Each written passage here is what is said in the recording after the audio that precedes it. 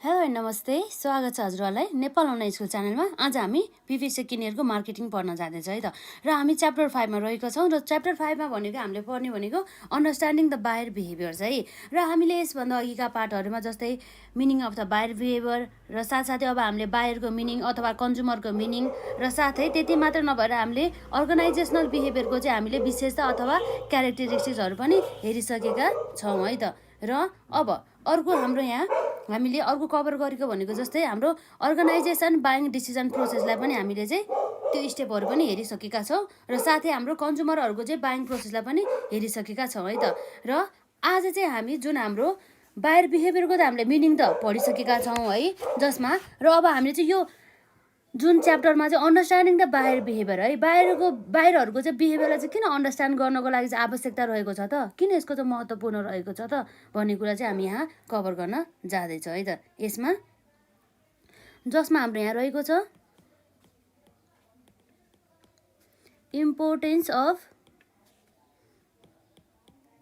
Understanding buyer behaviour भन्ने कुरा है। Importance of the understanding the buyer behaviour. यसरी बायर बिहेभियर भनेको त अब हामी बुझिसक्यौँ, जसमा चाहिँ अब हामीले अब भनौँ न एटिट्युड जुन हाम्रो बायरहरूले चाहिँ त्यो प्रोडक्ट युज गरिसकेपछि त्यो प्रोडक्टप्रति गर्ने एउटा व्यवहार, उनीहरूको एउटा पर्सेप्सन है, त्यो कुराहरू चाहिँ आउने गर्दछ। र यसरी चाहिँ हामीले बायरहरूको बिहेभियरहरूलाई चाहिँ यसरी अन्डरस्ट्यान्ड गर्न चाहिँ किन आवश्यकता छ त भन्ने कुरा चाहिँ रहेको रहेछ है त। जस्तै अब हामीले यहाँ हेर्न सक्छौँ, यसरी हामीले बायर बिहेभियरहरूलाई अन्डरस्ट्यान्ड गर्दाखेरि हामीलाई बायरहरूको आवश्यकता के रहेछ, उनीहरूले कतिसम्मको रेन्जसम्म उनीहरूले प्राइस दिन सक्छन्, उनीहरूलाई कतिसम्मको क्वालिटीको गुड्स चाहिएको छ, उनीहरूको कतिसम्म क्षमता छ त पे गर्नको लागि, जस्ता कुराहरू चाहिँ हामीले थाहा पाउँछौँ है त। बायरहरूले चाहिँ अब त्यो प्रोडक्टपट्टि देखाएको विशेष भनौँ न एटिट्युडहरू के छ है, उनीहरूको अब बिलिभ्सहरू पर्सेप्सनहरू के छ भनेर चाहिँ हामीले चाहिँ यसरी थाहा पाउँछ नि त होइन। त्यसै कारणले गर्दाखेरि चाहिँ अब जुन हामीले बायर बिहेभियर अथवा कन्ज्युमरहरूको बिहेभियरहरूलाई यसरी बुझ्दाखेरि अब हामीलाई चाहिँ प्रोडक्सन पोलिसिजहरू बनाउनको लागि चाहिँ एकदमै हेल्प हुन जान्छ। अर्थात् हाम्रो फर्मुलेटिङ द प्रोडक्सन पोलिसिजहरू चाहिँ गर्नको लागि चाहिँ एकदमै यसमा सजिलो रहेको छ। जस्तै अब हामी यहाँ भन्न सक्छौँ जुन हाम्रो बायरहरूको चाहिँ कसरी हामीले प्रोडक्सन पोलिसी चाहिँ अब हामीले निर्माण गर्न सक्छौँ भन्दाखेरि, जस्तै अब भयो नि त कति मात्रामा चाहिँ अब हामीले उत्पादन गर्नुपर्ने हो है, र कति क्वालिटीको भन्ने कुरा पनि अब थाहा हुन्छ नि त। त्यस कारणले गर्दा र कुन प्रोडक्टको चाहिँ कुन प्रोडक्ट चाहिँ उत्पादन गर्दाखेरि राम्रो हुन्छ भनेर चाहिँ हामीलाई थाहा हुन्छ।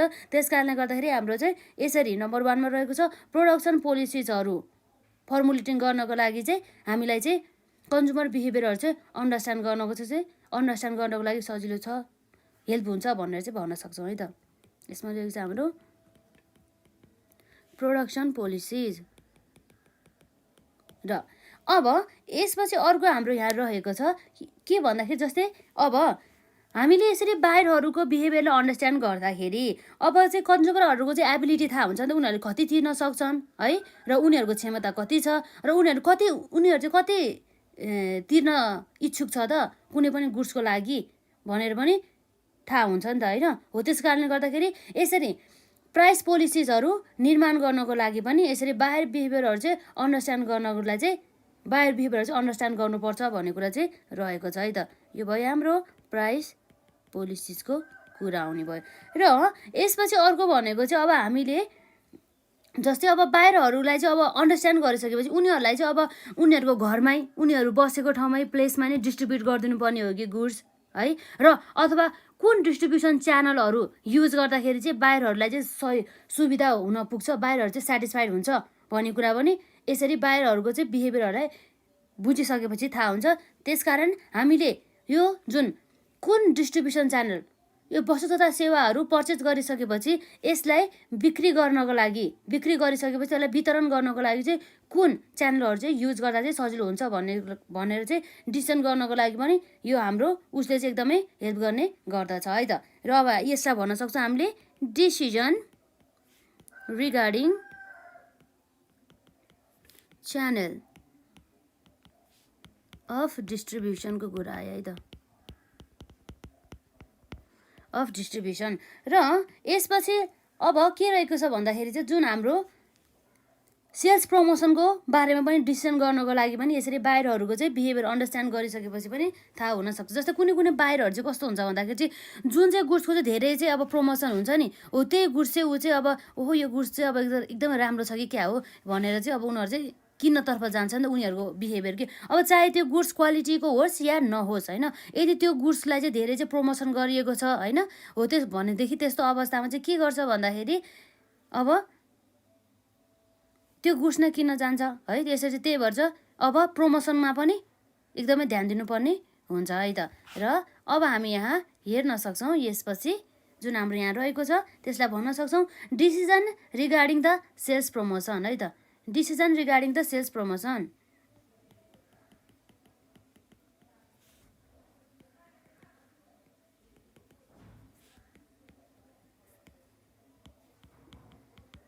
है त। यसरी अब भनौँ न डिसिजन रिगार्डिङ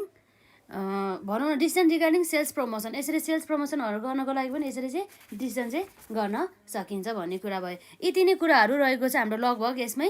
यसरी चाहिँ हाम्रो चाहिँ महत्त्वपूर्ण 4वटा उद्देश्यको लागि चाहिँ अब के गर्नुपर्ने रहेछ भन्दाखेरि यसमा चाहिँ बाहिर बिहेभियरहरूको चाहिँ भनौँ न अन्डरस्ट्यान्ड गर्नुपर्ने रहेछ भनौँ न होइन। यसमा अब भने चाहिँ मेन इम्पोर्टेन्ट कहिलेकाहीँ चाहिँ अब हामीलाई जस्तै मिनिङ अफ द बाहिर बिहेभियरका साथसाथै त्यसलाई चाहिँ 3 मार्क्स एलोकेट गर्ने र अब भनौँ न जुन हाम्रो importance of the understanding the बाहिर बिहेभियरको बारेमा चाहिँ 7 मार्क्स, यसरी चाहिँ 10 मार्क्स गरेर टोटल 10 मार्क्सलाई चाहिँ 3 + 7 गर्छ। यो चाहिँ मिनिङ अर्थात् बाहिर बिहेभियरको मिनिङलाई र 7 चाहिँ के को लागि, 7 चाहिँ अब के को लागि हो भन्दाखेरि चाहिँ यहाँ रहेको छ 7 नम्बर चाहिँ जुन हाम्रो importance of the understanding the बाहिर बिहेभियर हो यसको लागि चाहिँ गर्ने गरिन्छ है त। यो कुरा भयो यसमा। भनेपछि हाम्रो के रहेछ भन्दा importance of the understanding the बाहिर बिहेभियर अन्तर्गत नम्बर 1 मा प्रोडक्सन पोलिसिस र नम्बर 2 मा प्राइस पोलिसिस र नम्बर 3 मा decision regarding the channel of the distribution र नम्बर 4 मा decision regarding the sales promotion चाहिँ पर्ने गर्दछ है त। यो कुरा भयो यसमा। र यसै च्याप्टरसँग सम्बन्धित अब हामीलाई जस्तै अब धेरै कुराहरू सोध्न सक्छन् है। जस्तै अब हाम्रो लर्निङहरू भयो र मोटिभेसनको कारणले गर्दा लर्निङ र मोटिभेसनको कारणले गर्दाखेरि चाहिँ अब हाम्रो कन्ज्युमर्स बाइङ डिसिजन्सहरूलाई चाहिँ कसरी चाहिँ अब अफेक्ट गर्छ त भन्ने कुरा पनि हामीलाई थाहा हुनुपर्ने हुन्छ है त। जस्तै अब जुन लर्निङ भने चाहिँ के भयो त भन्दा सिक्ने भन्ने कुरा हुन्छ नि त। अब यसमा चाहिँ यो कुरा चाहिँ हामी पछि कुरा गर्छौँ। यो लर्निङ र मोटिभेसन जुन चाहिँ अलि लङ रहेछ के, त्यस कारणले गर्दाखेरि यो चाहिँ हामी अलि पछि पढ्छौँ नेक्स्ट पार्टमा। र आज चाहिँ अब हामीले यसरी यो जुन हाम्रो importance of the understanding the बाहिर बिहेभियर पढिसकेपछि अब भनौँ न जुन हाम्रो अर्को इम्पोर्टेन्ट कुरा के छ भन्दाखेरि यहाँ हामीले हेर्न सक्छौँ। हेरौँ है त 2 मार्क्समा सोधिएको प्रश्नलाई 2-3वटा गरौँ न त। यसमा लगभग हामीले कभर त सबै गरिसकेछौँ है यसबाट हामीलाई आउने क्वेसनहरूबाट। अब अरू के भन्दा चाहिँ डिटर्मिनेन्ट्स अफ द अर्गनाइजेसन बाहिर बिहेभियर है, यसरी चाहिँ 2 मार्क्समा पनि सोधिएको रहेछ है त। अब त्यो लेखौँ न त, यसमा पोइन्ट मात्र लेखौँ। यसमा यसलाई हामी भन्न सक्छौँ डिटर्मिनेन्ट्स अफ अर्गनाइजेसन बाहिर बिहेभियर है त। डिटर्मिनेन्ट्स अफ द अर्गनाइजेसन्स बाहिर बिहेभियर अन्तर्गत हामीले हेर्न सक्छौँ हाम्रो यहाँ रहेको छ नम्बर 1 मा है त। यो 2 मार्क्समा चाहिँ हामीलाई सोधेको रहेछ है पास्ट क्वेसनमा। अब यो पालि पनि आउन सकिन्छ नि त। इन्भाइरोमेन्टल फ्याक्टरहरू है त। जुन हाम्रो इन्भाइरोमेन्टल फ्याक्टर, अर्गनाइजेसनल फ्याक्टर र साथसाथै इन्टरपेर्सनल फ्याक्टर र अर्को रहेछ हाम्रो इन्डिभिजुअल फ्याक्टर है। यी फ्याक्टरहरू चाहिँ हाम्रो अर्गनाइजेसन बिहेभियरहरू चाहिँ अर्गनाइजेसन बाहिर बिहेभियरहरू चाहिँ पत्ता लगाउनको लागि अथवा डिटर्मिनेन्ट्स भनौँ न डिटर्मिनेन्ट्स गर्नको लागि चाहिँ यो चाहिँ रहेको छ है त। डिटर्मिनेन्ट्स अफ द अर्गनाइजेसन बाहिर बिहेभियर अन्तर्गत हाम्रो रहेको छ यसमा इन्भाइरोमेन्टल फ्याक्टर, इन्भाइरोमेन्टल फ्याक्टर्स र अर्को भनेको हाम्रो अर्गनाइजेसनल फ्याक्टर र अर्को भनेको हाम्रो के हुनसक्छ त भन्दा इन्टरपर्सनल फ्याक्टर है त।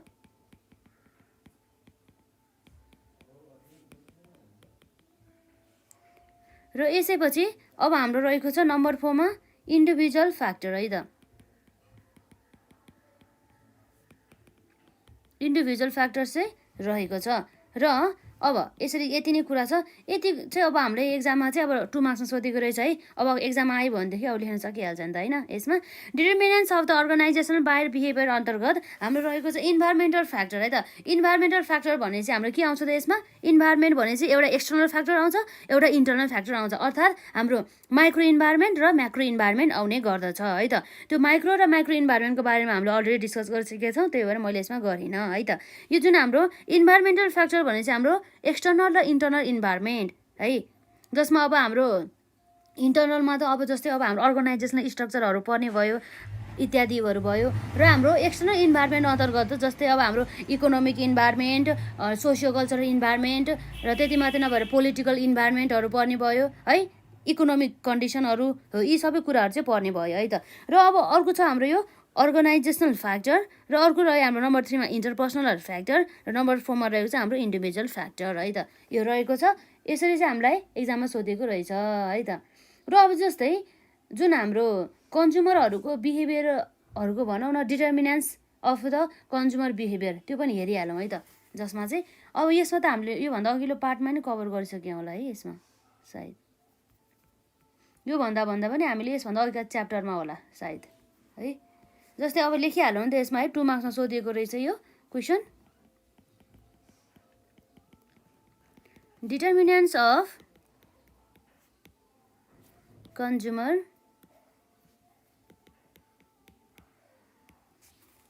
कन्ज्युमर बिहेभियर है।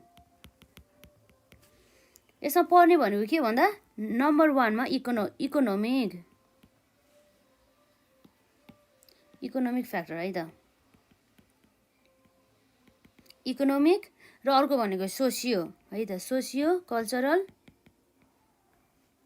र अर्को भनेको हाम्रो रहेको छ यहाँ साइकोलोजिकल है त।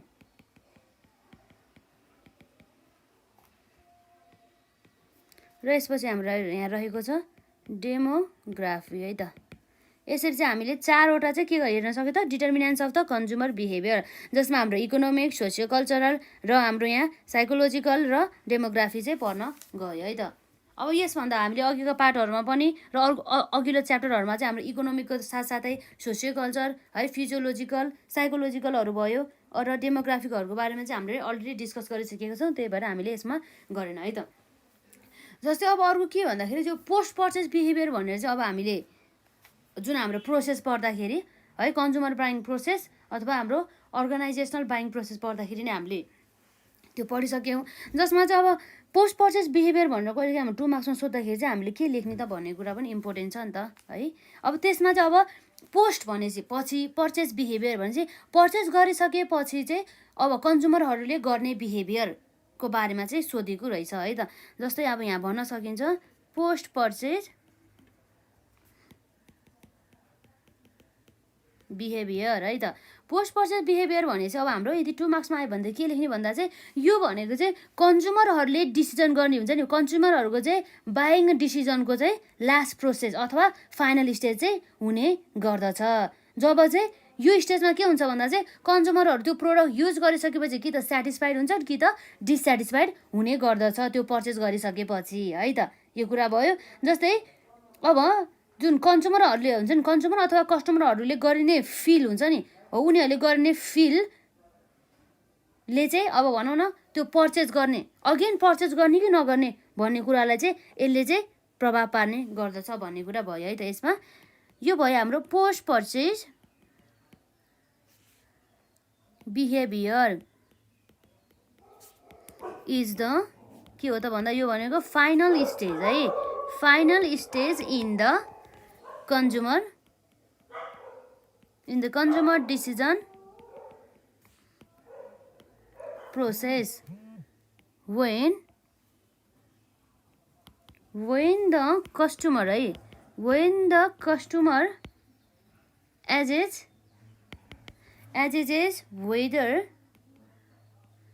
whether he is satisfied or सन्तुष्ट छ कि असन्तुष्ट छ त यो प्रोडक्ट युज गरिसकेपछि भनेर चाहिँ थाहा पाउने गर्दछ यो स्टेजमा चाहिँ भन्ने कुरा भयो है त। यसमा र डिससेटिस्फाइडको कुरा आयो, डिससेटिस्फाइड डिसस्याटिस्फाइड है त डिसस्याटिस्फाइड with a purchase. How